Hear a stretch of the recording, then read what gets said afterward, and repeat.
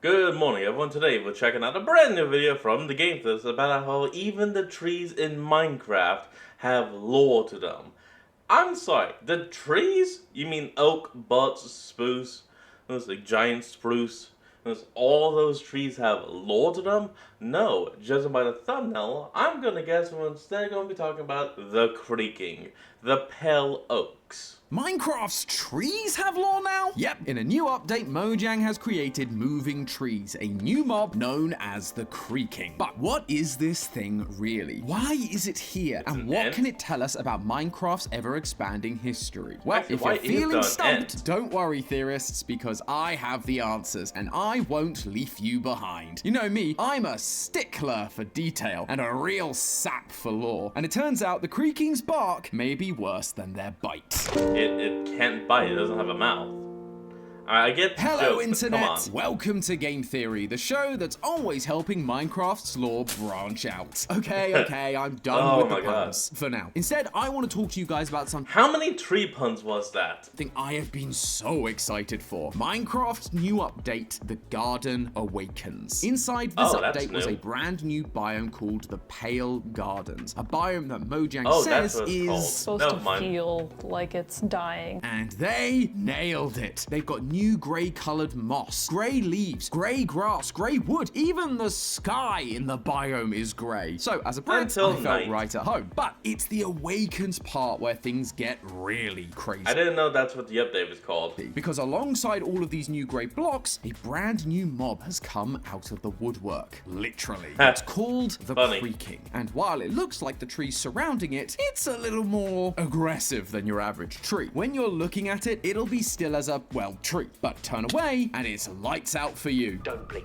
Blink and you're dead. They are fast, faster than you could believe. Don't turn your back. Don't look away, and don't blink. Again, with the British references, Mojang is practically begging me for a theory at this point. So I took a look, and let me tell you, theorists, for a mob that just seems like another reason to hate the Minecraft nighttime, this thing is oozing with sweet, juicy resin. I mean, lore. From how it spawns to how it dies, or it doesn't, as the case may be, this one new mob paints. I mean, you can kill it, just not directly. You gotta find its heart. You break that, and then it just goes, ah! A fascinating picture about Minecraft's history. And for once, it has nothing to do with the ancient builders. Hooray! Progress is being made. So watch your backs, theorists, because we are going to try and uncover the hidden lore of the Minecraft creaking. Let's start with the detail I've already mentioned. The creaking uses the same mechanics as the Weeping Angels from Doctor Who. The Weeping Angels were original monsters created for the show, with the core idea being, look at them, they stand still, look away, they get ya. However, that's really the only connection these two monsters have. The Weeping Angels' main goal was simple. This is pretty much what inspired SCP-682. No, wait. My mistake, I meant to say SCP-173. Send people back in time and feed off the temporal energy they left behind in order to stay alive. But we are... Wait, they don't kill people? They send them back in time? Hold on.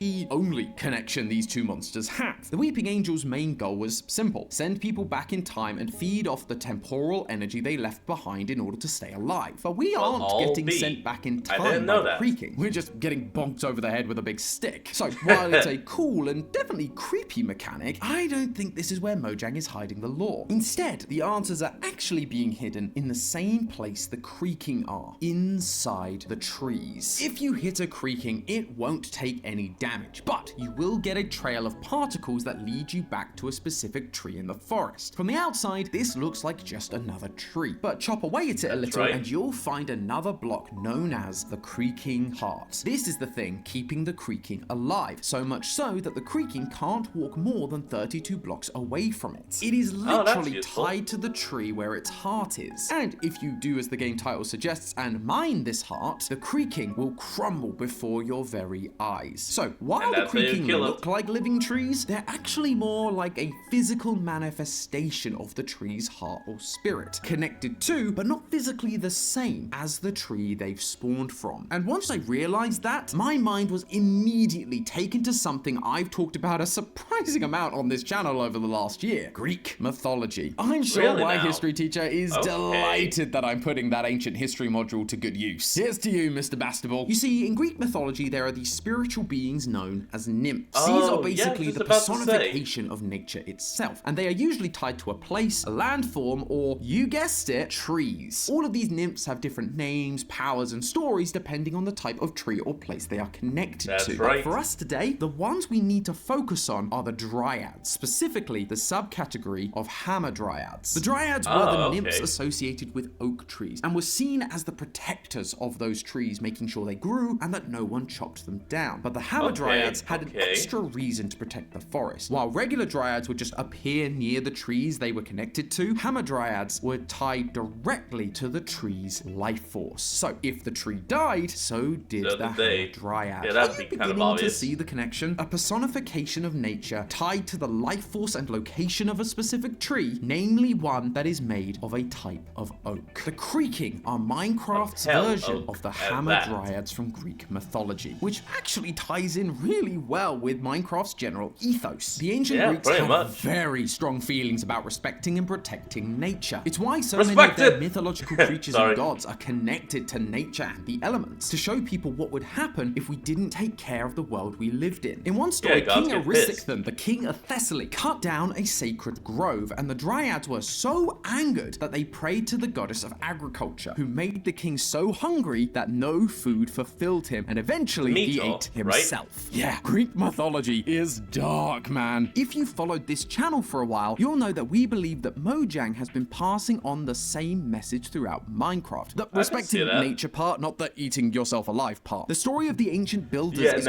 humanity had to do that part. We made a mod. All about what happens when... I'm not kidding. There's an actual mod. Look that up. You over-harvest resources and don't respect the natural world. Mojang drawing inspiration from the dryads is them going back to their roots. Only this time, the roots are fighting back. And for good reason. I mean, just look at this place. The Pale Garden is grey, lifeless, and barren. When I first watched the trailer, the tree textures reminded me a lot of basalt, a rocky block that is made from lava. And the particle effects and mossy floors gave me ashy vibes, as if the forest had been burnt down. But this dying aesthetic that Mojang was striving for really becomes clear when you consider the Pale Garden's location. While the Pale Garden is a new biome, it's actually a variety of the Dark Forest and will only generate adjacent to that Dark Forest biome. The Dark Forest has luscious green leaves, rich dark wood. Oh, wait, that actually makes a lot of sense. Dark oak in the this place, and then you get the pale oak in the garden, the Pale Garden. And plenty of flowers spread across the landscape. It really feels alive compared to what we're seeing in the Pale Garden. Almost as if those parts of the Dark Forest biome are dying. They've been over-harvested, and now the spirits of the forest have literally come out of the trees in order to protect it from those who would destroy the biome further. The question is, who is responsible for the destruction of this forest? Is it us? Now that I live in America, I could see the appeal of chopping down a few pale oak trees for a white picket fence. Oh, but no, for once, this isn't the fault of us players, and surprisingly, it's not the fault of the ancient builders either. This time, it's down to the third most talked about suspects, the ones who happen to have a large naturally occurring structure inside the Dark Forest biome, the Woodland Mansions.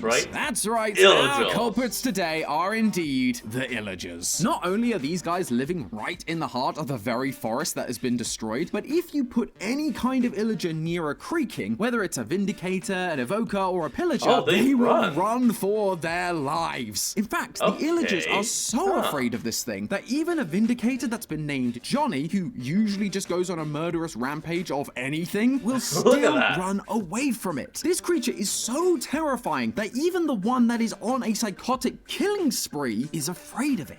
That's what Danny should have used to escape Jack Nicholson. What's even more interesting about this particular detail, though, is that they are the only mobs to react this way. If you put any other mob like a cow or a frog or even a regular villager, they just act normal. No running, no screaming, no nothing. Which implies there is some connection here beyond the creaking just being a spooky new mob. These two species have a history. At first I thought this history would be pretty straightforward. One of the villagers' primary weapons is an axe, after all, which naturally would make you quite a threat to any forest. You chop down a few trees, take a few logs, the forest gets mad at you, and before you know it, you've got an army of tree nymphs trying to kill you. However, as I looked into it, I discovered that it goes way deeper than that. And it all comes comes down to this. One of the other new resin? materials in this update, resin. This material forms on trees containing a creaking heart when you hit a creaking. You can also collect them by breaking a creaking heart without a Silk Touch tool. But there is one more place you can find yourself some resin. The Woodland Mansion, specifically in their item chests. And it's not just one or two pieces either. You have a 44.5% chance of finding it in any of the Woodland Mansion chests, which means the Illagers have a lot of this stuff. The Illagers weren't just chopping down the trees for wood to make their giant woodland mansions, they were collecting the lifeblood of the forest, the literal heart and soul of the trees, and slowly killing the forest around them. That is why the creaking appeared. They came into being to defend the trees from the Illagers who wanted to destroy them. They struck fear into the Illagers, so much so that the Illagers had to stop using dark oak in their mansions, which is why their interior rooms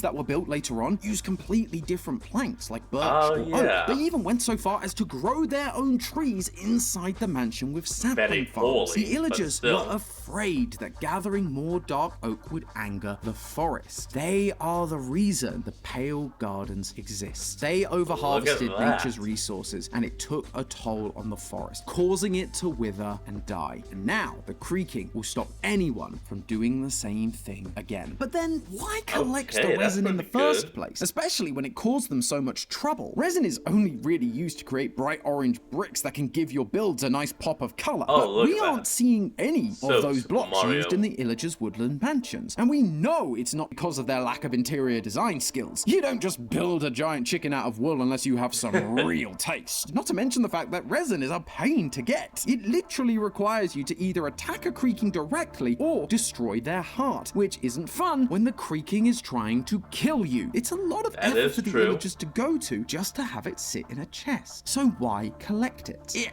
I had to guess, they were trying to use it for some wibbly wobbly timey-wimey magic stuff, like they were trying to do with that lapis. I don't know why I went wibbly wobbly timey wimey when they're clearly not doing anything with time. It has to be for something we aren't seeing directly, but maybe it connects to the other factors we've already talked about. Resin is a viscous liquid that comes from trees, and it's used for many purposes like varnishes, adhesives, food additives, incenses, and perfumes. But when I went back to the Greek mythology that Mojang has been referencing, there was another sticky substance that came from ash trees. These are large oak-like trees, but with a more pale, almost grey appearance, very much like our pale oak trees in the Pale Gardens. The sticky substance they exuded was known as manna, a sugary, sweet, thick liquid that was considered an ambrosial food by the Greeks. Basically, foods that they believed belonged to the gods of Olympus, and if a human were to eat them, they would be granted immortality, essentially becoming a god themselves. This is actually the origins of the Greek hero Achilles. While most modern versions tell us that he was made invulnerable by being dipped into the river Styx, in earlier versions, like 3 centuries earlier, he was instead anointed with ambrosia to make him invulnerable. What else is invulnerable? The creaking. And when you hit them, you can see this ambrosial immortality connection happening in real time. Hitting a creaking releases 2 sets of particles, some grey, some orange. But if you look closely, you can see that the grey particles move towards the tree, and the orange particles, the ones that are the same color as the resin, move towards the creaking. The resin is what is giving the creaking its immortality. They shed their old dead particles, and they are replaced by new resin to keep them alive. Resin isn't just some new useless block. In the lore, it's immortality juice. And remind me, which other race of beings in Minecraft have a heavy focus on immortality? That's right, the Illagers. In previous theories, we talked about how the Illagers were working with the ancient builders to try and defeat the Wither using the trial chambers, which is why there are pillager outpost-like structures down in the ancient cities. But after the devastation of both the Wither, the Warden, and their ancient builder friends abandoning them for the end, they knew they had to protect themselves. They began experimenting with life and death, figuring out how to control souls, turning the Allay into the Vex, villagers into Ravagers, and bringing zombies to life. But most importantly, they created Totems of Undying, an item that stops you perishing after a fatal blow. It also gives you a bunch of buffs, including regeneration and fire resistance, totems, all to Oh, that's keep you pretty good. alive for longer, to try and make you immortal. This is why the Illagers were really harvesting the forest. They were doing Boom. whatever they could to get their hands on the power of immortality. This resin, this ambrosia, love this the lore. food of the gods would be the perfect thing to protect themselves from the threats of this world after the ancient builders, their protectors since the days of legend, left them to die in the overworld. Using this resin, they could create their totems. But now there are nymphs. That must be what's actually the core of the totem.